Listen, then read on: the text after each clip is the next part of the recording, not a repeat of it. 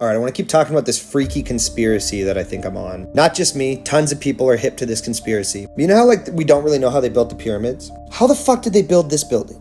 The Washington Monument. Because this thing's 555 feet tall, made up of 36,000 stones. Each one of these stones is perfectly carved and weighs more than my car. 2.5 tons each on average, these stones. Right, and they did all of this before power tools, when the horse and buggy is how everyone got around. They only had human-powered cranes and pulleys and animals to do stuff with. Steam engine cranes were invented halfway through the production of the Washington Monument. And so I'm like, what the fuck? What the fuck? Why is the tallest obelisk in the world in Washington, D.C.? And if you've seen my channel before, you know that I think that they're way older.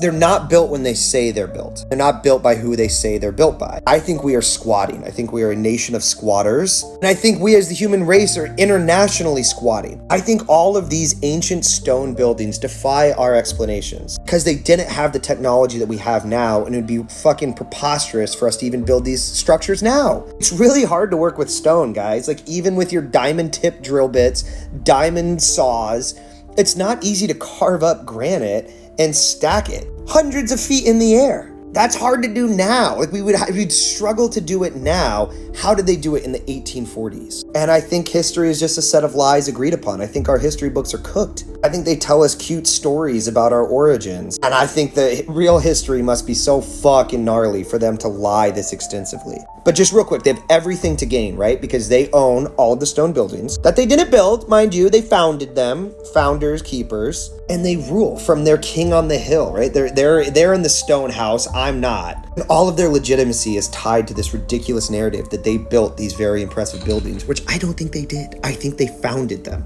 What do you guys think? Is that fucking crazy?